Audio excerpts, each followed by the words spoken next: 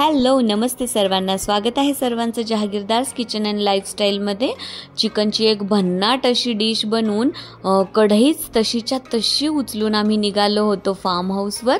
आणि ही मुलींची favourite dish असल्यामुळे मस्त ही डिश बनवून मी फार्म हाऊसवर घेऊन गेले होते। आम्ही खाणारे जवळजवळ 9-10 मेंबर्स होतो, त्यामुळे भरपूर मोठ्या प्रमाणात मी हे बनवलं होतं। ही डिश आहे चिकन पटियाला। तर यासाठी मी घेतलं होतं 2 किलो एवढं चिकन।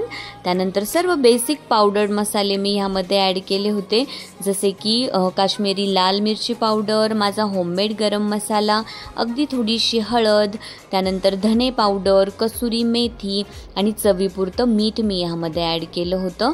त्यानंतर मी जवळजवळ 4 टेबलस्पून एवढं दही ह्यामध्ये ॲड केलं आणि भरपूर अशी बारीक कट करून घेतलेली कोथिंबीर देखील मी यामध्ये ॲड केली होती। सगळं काही अगदी व्यवस्थित मी करून घेणार होते, मिक्स मिक्स मिक्स। आणि माझ्या सर्व फ्रेंड्स सांगतात की आमच्या मुलांना तुझं हे मिक्स मिक्स मिक्स खूपच आवडतं, पण आजकाल मी मोठा व्हिडिओ फार कमी प्रमाणात बनवते, त्यामुळे हे मिक्स मिक्स मिक्स म्हणण्याचा चान्सच येत नाही। तर सर्वांसाठी खास आजचं हे मिक्स मिक्स मिक्स। तर अशा प्रकारे चिकन मॅरिनेट केल्यानंतर मी प्री हिटेड जे एअर फ्रायर आहे त्यामध्ये चिकन टिक्का बनवण्यासाठी ठेवलं होतं। जवळजवळ 180 डिग्री सेल्सिअसला मी 15 मिनिट्स हा टिक्का बनवला होता। आणि हे बघा, ग्रेव्ही बनवण्यासाठी मी इथे जवळजवळ 5 मध्यम आकाराचे जे कांदे आहेत ते चॉपरला फाईनली चॉप करून घेतले होते। 2 मध्यम आकाराचे टोमॅटोज चॉप करून घेतले होते, बारीक कट केलेली कोथिंबीर आणि जवळजवळ 10-15 काजू आणि 10-12 बदाम मी भिजवून ठेवले होते, ज्याची मी पेस्ट बनवून घेतली। त्यानंतर ह्या नॉनस्टिकी पॅनमध्ये मी तेल आणि 2 चमचे तूप, तेल जे आहे ते 1 टेबलस्पून एवढं आहे, हे गरम करून घेतलं। सर्व खडे मसाले त्यामध्ये ॲड केले आणि नंतर बारीक कट केलेला कांदा मी परतण्यासाठी त्यामध्ये ॲड केला। आणि मधून मधून मी असं एअर फ्रायर उघडून टिक्काही चेक करत होते। बघा, मुलींनी चीज टाकून मस्तपैकी हा टिक्का एन्जॉय केला। त्यानंतर बघा, कांदा अगदी छान पारदर्शक होईपर्यंत मी परतून घेतला होता। त्यानंतर 2 चमचे एवढी मी यामध्ये अद्रक लसूण पेस्ट ॲड केली, तिचा छान कच्चा वास निघून जाईपर्यंत तिला परतवून घेतलं। पुन्हा काश्मीरी लाल मिरची पावडर, थोडीशी हळद पावडर, होममेड गरम मसाला आणि धने पावडर ॲड केली। आपण प्रत्येक स्टेजला हे पावडर्ड मसाले ॲड करणार आहोत, त्यामुळे अगदी बेताचेच ॲड करायचे। तुम्हाला ज्या प्रमाणात तिखट हवं आहे, मसाला हवा आहे त्या प्रमाणात। नंतर बघा, मी फाईनली चॉप करून घेतलेला टोमॅटोज इथे ॲड केले आणि तेही अगदी व्यवस्थित परतवून घेतले। अगदी थोडंसं पाणी यामध्ये ॲड केलं आणि हा सगळा मसाला झाकण ठेवून व्यवस्थित शिजू दिला।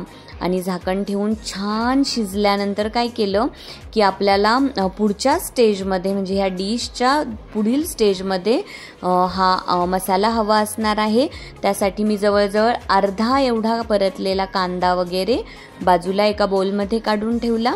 आणि ही जी आहे ना, ही मी ॲड केलेली आहे काजू बदामची पेस्ट। ती जी पेस्ट मी बनवून ठेवली होती त्यातील अर्धी पेस्ट यामध्ये ॲड केली, ती परतवून घेतली। आणि नंतर एअर फ्रायरला जो टिक्का बनवून ठेवला होता तो मी यामध्ये ॲड केला।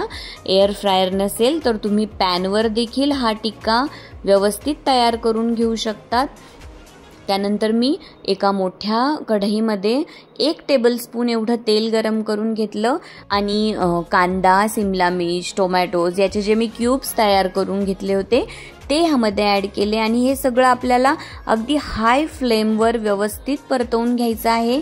यामध्ये मी मीठ ॲड केलं। हाय फ्लेमवर यासाठी परतवून घ्यायचं की चिकन पटियालामध्ये ना या सगळ्या व्हेजिटेबल्स मस्त क्रंची लागायला हव्यात, खाताना दाताखाली त्याचा मस्त क्रंच यायला हवा। तर बघा, यामध्ये मी पुन्हा अगदी थोडे थोडे पावडर्ड मसाले ॲड केले, म्हणजे धने पावडर ॲड केली, लाल मिरची पावडर, त्यानंतर मी इथे कसुरी मेथीही ॲड केली आणि सगळं काही अगदी व्यवस्थित परतवून घेतलं। आणि जो आपण कांद्याचा वगैरे मसाला बाजूला काढून ठेवला होता ना, तो ह्यामध्ये मी ॲड केला आणि अगदी व्यवस्थित हे सगळं मी मिक्स करून घेतलं, परतवून घेतलं। हे सगळं आपल्याला हाय फ्लेमवर करायचं आहे। हे सगळं व्यवस्थित परतलं गेल्यानंतर जी काजू बदामची आपण पेस्ट बनवून ठेवली होती त्यापैकी मी अर्धी पेस्ट शिल्लक ठेवली होती ती ह्यामध्ये ॲड केली। तर बघा आपला हा चिकन पटियाला 2 स्टेजेसमध्ये बनणार आहे, 2 पॅन्समध्ये सेपरेट आणि नंतर मी याला एकत्र करणार आहे। तर इथे बघा मी जवळजवळ 2 चमचे एवढी घरातीलच फ्रेश मिल्क क्रीम ॲड केली आणि सगळं काही अगदी व्यवस्थित मिक्स करून घेतलं, छान परतवून घेतलं। नंतर याला मग मी थोडंसं झाकण ठेवून शिजू दिलं आणि आपण जे दुसऱ्या पॅनमध्ये चिकन टिक्का वगैरे ग्रेव्ही तयार करून ठेवली होती ती नंतर मी ह्यामध्ये ॲड केली आणि अशा प्रकारे आपला चिकन पटियाला व्यवस्थित मिक्स करून व्यवस्थित असं पॅनवर झाकण ठेवून छान होऊ दिला। तर बघा आपला चिकन पटियाला बनतोय तोपर्यंत ह्या एका कढईची मी मज्जा तुम्हाला सांगते। ही जी माझी कढई आहे ना, मी 2017-18ला एका छान ब्रँडची मस्त हौशेने कढई विकत घेतली होती आणि तेव्हा कधीतरी मी एखाद्या वेळी ही कढई वापरली असेल आणि त्यानंतर थेट 2019-20ला वगैरे मी ही कढई एकदा वापरली आणि आता 2025 मध्ये मला अचानक या माझ्या न हरवलेल्या कढईची आठवण आली, जिला मी म्हणजे जी कढई माझ्या लक्षातही नव्हती की घरात ही माझ्याकडे आहे।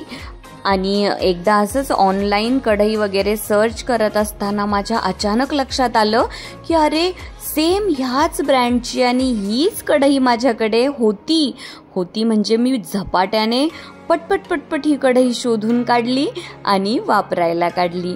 तर बघा अशा कितीतरी वस्तू असतात, म्हणजे मला तर किचनच्या वस्तू विकत घेण्याची भन्नाट आवड आहे आणि त्यामुळे मी सतत नवनवीन कढई, पातेले, चमचे वेगवेगळे सतत विकत घेत असते आणि बऱ्याचदा त्या वस्तू माझ्याकडे आहेत हे मी अगदी विसरून गेलेली असते।